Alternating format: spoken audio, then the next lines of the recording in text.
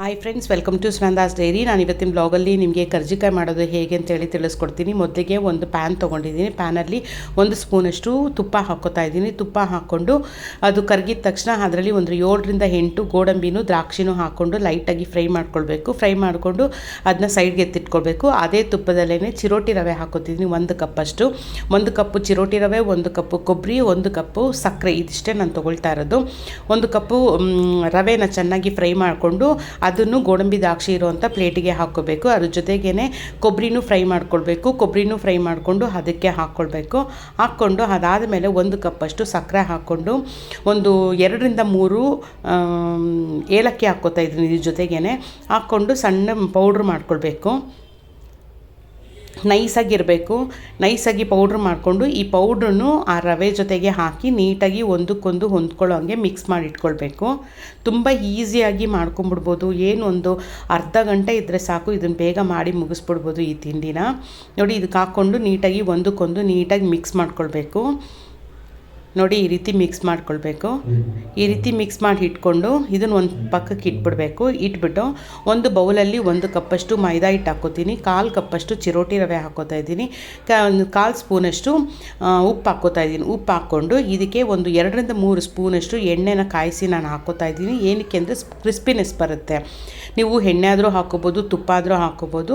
ಹಾಕ್ಕೊಂಡ್ಮೇಲೆ first ಸ್ಪೂನಲ್ಲಿ mix ಮಾಡಿ, ಯಾಕಂದರೆ ಬಿಸಿ ಇರುತ್ತೆ, ಕೈ ಸುಟ್ಟೋಗುತ್ತೆ. ಅದಕ್ಕೋಸ್ಕರ ಫಸ್ಟು ಸ್ಪೂನಲ್ಲಿ ಮಿಕ್ಸ್ ಮಾಡಿಬಿಟ್ಟು ಆಮೇಲೆ ಮೆತ್ತಗೆ ಕೈನಲ್ಲಿ ಪ್ರೆಸ್ ಮಾಡಿ ಈ ರೀತಿ ಉಂಡೆ ಹಿಡಿದ್ರೆ ಅದು ನೋಡಿ ಈ ರೀತಿ ಇಡಿ ಬರಬೇಕು. ಆವಾಗ ನಿಮಗೆ ಅದು ಕರೆಕ್ಟಾಗಿ ಬಂದಿದೆ ಅಂತ. ಆಮೇಲಿಂದ ಸ್ವಲ್ಪನೇ ನೀರು ಹಾಕ್ಕೊಂಡು ನೀಟಾಗಿ ಚಪಾತಿ ಹಿಟ್ಟಿನ ಥರ ನೀಟಾಗಿ ಕಲಿಸ್ಕೋಬೇಕು. ತುಂಬ ತೆಳ್ಳಕ್ಕೂ ಇರಬಾರ್ದು, ತುಂಬ ಗಟ್ಟಿನೂ ಇರಬಾರ್ದು, ಮೀಡಿಯಮ್ ಆಗಿರಬೇಕು. ಆ ರೀತಿ ನೀಟಾಗಿ ಒಟ್ಟಿಗೆ ಒಂದೇ ಸಮನೆ ತುಂಬ ನೀರು ಹಾಕ್ಬಿಡ್ಬೇಡಿ. ತೆಳ್ಳಕ್ಕಾಗ್ಬಿಟ್ರೆ ತಟ್ಟೋದಕ್ಕೆ ಆಗೋದಿಲ್ಲ, ಪೂರಿ ಥರ ಬರೋದಿಲ್ಲ ನಿಮ್ಗೆ. ಆಮೇಲೆ ಸ್ವಲ್ಪನೇ ನೀರು ಹಾಕಿ ನಿಧಾನಕ್ಕೆ ಕಲಸಿ ಇದನ್ನು ಒಂದು ಕಡೆ ಒಂದು ಅರ್ಧ ಗಂಟೆ ಹಾಗೆ ನೆನೆಯಕ್ಕೆ ಬಿಟ್ಬಿಡಿ. ಅರ್ಧ ಗಂಟೆ ಇಲ್ಲಾಂದ್ರೂ ಒಂದು 15 ನಿಮಿಷ ಆದರೂ ಹಾಗೆ ಇಟ್ಬಿಡಿ. ಅದಾದಮೇಲೆ ತೆಗೆದು ಮತ್ತೆ ಇನ್ನೊಂದು ಸಲ ನೀಟಾಗಿ ನಾದ್ಬಿಟ್ಟು ಸಣ್ಣ ಉಂಡೆ ಮಾಡ್ಕೊಳ್ಬೇಕು. ಪೂರಿ ಸೈಜಿಗೆ ಮಾಡಿಕೊಂಡ್ರೆ ಸಾಕು.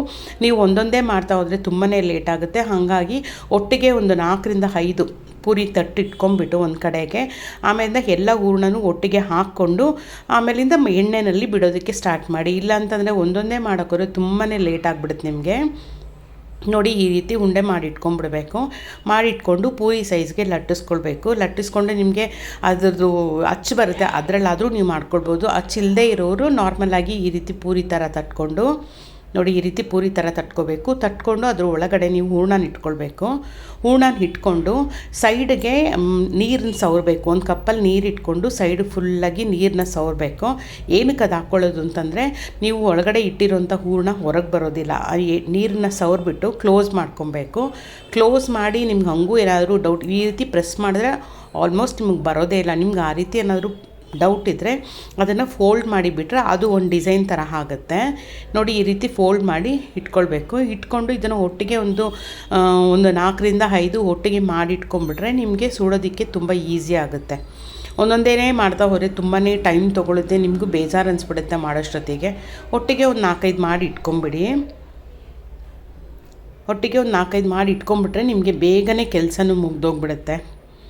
ಅದು ಸೈಡಿಗೆ ಎಣ್ಣೆ ಇಟ್ಬಿಟ್ಟಿದ್ದೀನಿ. ಎಣ್ಣೆ ಕಾಯಕ್ಕೆ ಬಿಡಬೇಕು. ಬಟ್ ಸ್ಲೋ ಫ್ಲೇಮಲ್ಲೇ ಎಣ್ಣೆ ಕಾಯಿಸಿದ್ರೆ ತುಂಬ ಚೆನ್ನಾಗಿ ಬರುತ್ತೆ. ನೋಡಿ, ಎಣ್ಣೆಯಲ್ಲಿ ಒಂದೊಂದಾಗೆ ಬಿಟ್ಟು ಸ್ಲೋ ಫ್ಲೇಮಲ್ಲೇ ನೀವು ಬೇಯಿಸಬೇಕು. ಇದನ್ನು 1 ಸೆಕೆಂಡ್ ಬೆಂದರೆ ಸಾಕು. ಯಾಕಂದರೆ ಒಳಗಿರೋ ಹೂರ್ಣ ಎಲ್ಲ ನಾವೆಲ್ಲ ಫ್ರೈ ಮಾಡಿರ್ತೀವಲ್ಲ, ಸೊ ಹಾಗಾಗಿ ಏನೂ ಪ್ರಾಬ್ಲಮ್ ಇಲ್ಲ. ಮೇಲಿರೋ ಹಿಟ್ಟು ಮಾತ್ರ ನಿಮಗೆ ಬೇಯಬೇಕಾಗಿರೋದು. 1-2 ನಿಮಿಷ ಆದಮೇಲೆ ತಿರುಗಿಸಾಕಿದ್ಮೇಲೆ ನೋಡಿ, ರೆಡಿಯಾಗಿದೆ ಕರ್ಜಿಕಾಯಿ. ಮಾಡಿದ ತಕ್ಷಣ ಡಬ್ಬದಲ್ಲಿ ಹಾಕಿ ಇಟ್ಬಿಡ್ಬೇಡಿ. ಸ್ವಲ್ಪ ಹೊತ್ತು ಹೊರಗಡೆ ಇಟ್ಟು ಆಮೇಲಿಂದ ಬಾಕ್ಸಲ್ಲಿ ಹಾಕಿ ಇಟ್ಕೊಳ್ಳಿ. ಕ್ರಿಸ್ಪಿನೆಸ್ಸು ಹಾಗೇ ಇರುತ್ತೆ.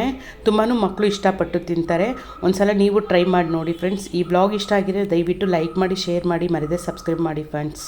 Thank you.